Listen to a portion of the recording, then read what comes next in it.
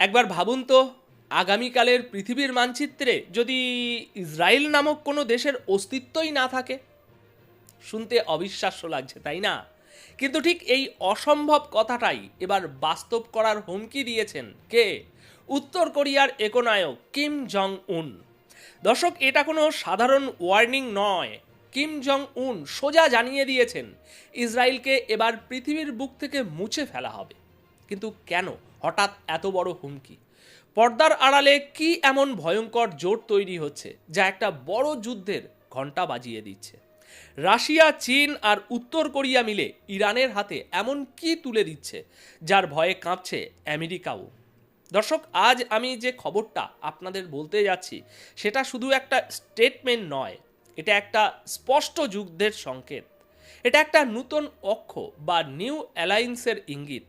এবং সবচেয়ে ভয়ঙ্কর বিষয় হলো এই ঘোষণার শেষে একটা দেশের নাম সরাসরি বলা হয়েছে যাকে নাকি বিশ্বের মানচিত্র থেকেই মুছে ফেলা হবে। উত্তর কোরিয়ার নেতা কিম জং উন এই প্রথম নয়, কিন্তু এবার তিনি যা বলেছেন সেটা আগের সব সীমা ছাড়িয়ে গেছে। ইসরায়েল, ইরান, আমেরিকা, রাশিয়া, চীন সবাই জড়িয়ে যাচ্ছে এই ভয়ঙ্কর সমীকরণে।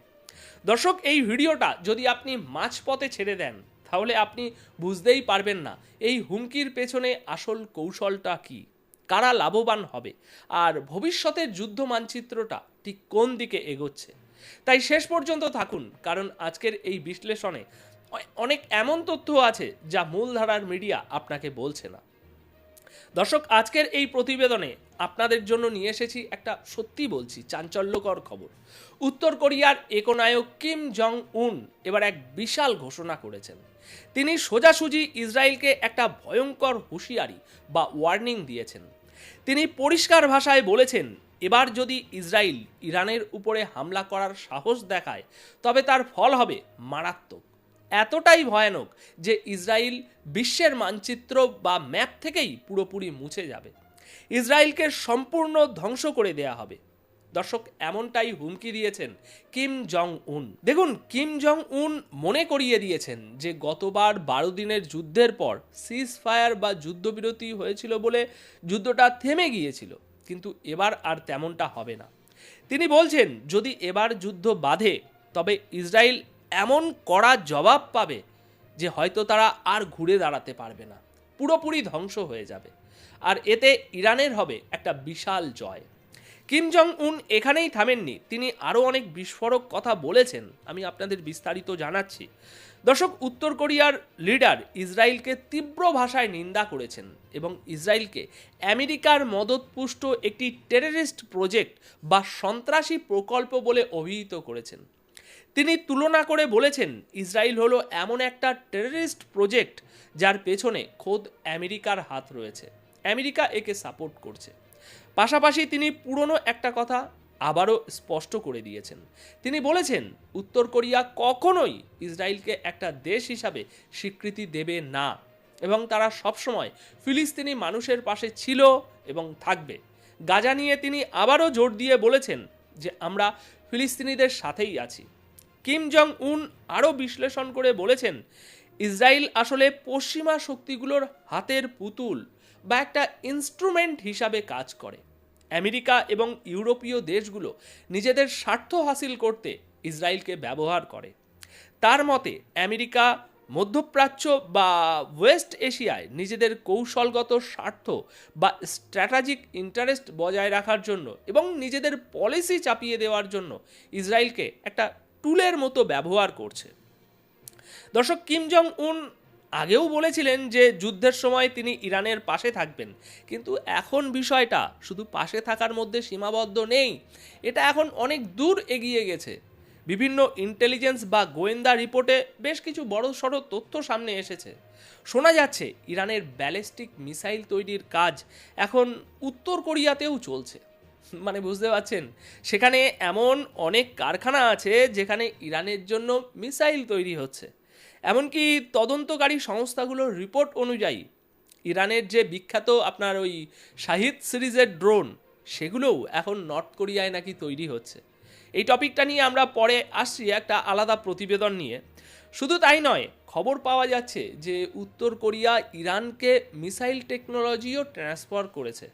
অর্থাৎ মিসাইল আর ড্রোন নিয়ে উত্তর কোরিয়াতে একটা বড় প্রজেক্ট চলছে।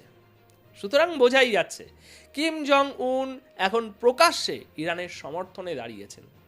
এটাও বলা হচ্ছে যে আগামীতে যদি যুদ্ধ হয় তবে রাশিয়া, চীন এবং উত্তর কোরিয়া এই তিনটি দেশ ইরানের হয়ে খুব অ্যাগ্রেসিভ বা আক্রমণাত্মক ভূমিকা পালন করতে পারে। এদিকে গত 48 ঘন্টায় পরিস্থিতি আরও উত্তপ্ত হয়েছে। ইসরায়েলের চিফ অফ স্টাফ জানিয়েছেন যে ইরানে বড় মাপের মিলিটারি এক্সারসাইজ চলছে এবং মিসাইল ড্রিল হচ্ছে। আশঙ্কা করা হচ্ছে এর সুযোগ নিয়ে ইসরায়েল ইরানে হামলা চালাতে পারে। গত 3 দিন ধরে ইসরায়েলে একটা আতঙ্কের পরিবেশ তৈরি হয়েছে।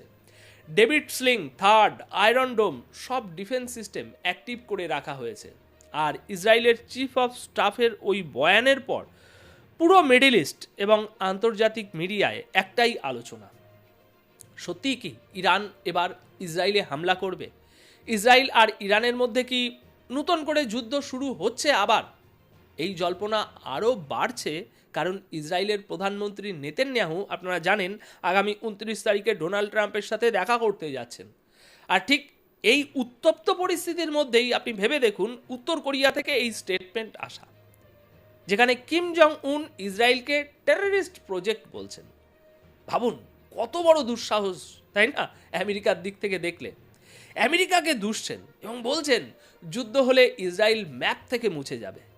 এটা নিঃসন্দেহে ইরানের জন্য একটা বিশাল বিশাল বিশাল সাপোর্ট। অন্যদিকে আমেরিকা ও ইসরায়েলের জন্য একটা বড় চিন্তার বিষয়, দুই দেশের মধ্যে অস্ত্রের লেনদেন এবং সহযোগিতা এখন আর গোপন নেই, সবটাই সামনে চলে এসেছে। এখন যদি সত্যি টেনশন বাড়ে এবং মধ্যপ্রাচ্যে বড় কোনো যুদ্ধ বেঁধে যায়, তবে উত্তর কোরিয়া যে ইরানের বন্ধু হিসাবে একটা বিশাল ভূমিকা নেবে তা এখন স্পষ্ট। দর্শক, এই পুরো ঘটনাটা যদি আমরা ঠান্ডা মাথায় দেখি, আবেগ দিয়ে না বরং রাজনীতি আর কৌশলের চোখ দিয়ে দেখি, তাহলে একটা বিষয় কিন্তু খুব পরিষ্কার হয়ে যায়। কিম জং উনের এই বক্তব্য শুধু ইসরায়েলকে ভয় দেখানোর জন্য নয়, এটা আসলে আমেরিকাকে একটা বলতে পারেন সরাসরি বার্তা। এটা পশ্চিমা শক্তিগুলোর জন্য একটা সতর্ক সংকেত যে বিশ্ব এখন আর একমুখী নয়, পাওয়ার সেন্টার বদলাচ্ছে। ইরান এখন আর একা নয়, পেছনে আছে উত্তর কোরিয়াও, সম্ভাব্যভাবে রাশিয়া ও চীনের কূটনৈতিক ছায়াও আছে। আর অন্যদিকে ইসরায়েল যে নিজের নিরাপত্তা টিকিয়ে রাখতে আগের চেয়ে আরও বেশি আগ্রাসী এখন হতে পারে। দর্শক, ইতিহাস আমাদের বারবার দেখিয়েছে যখন কথার ভাষা বদলায়, যখন এভাবে খোলাখুলি হুমকি আসে, তখন যুদ্ধ আর খুব বেশি দূরে থাকে না। আজ যেটা হচ্ছে সেটা হয়তো কালকের বড় সংঘর্ষের প্র্যাকটিস মাত্র। আমি চেষ্টা করি আপনাদের সামনে খবর নয়, খবরের পেছনের রাজনীতি, পাওয়ার গেম আর ভবিষ্যতের সম্ভাব্য দৃশ্যপট তুলে ধরতে। আপনাদের যদি এখন মনে হয় এই ধরনের বিশ্লেষণ আপনাকে ঘটনাগুলো বুঝতে সাহায্য করে, তাহলে ভিডিওটি শেয়ার করুন, আপনার মতামত কমেন্টে লিখুন আর এমন বিশ্লেষণের জন্য চ্যানেলের সাথে থাকুন।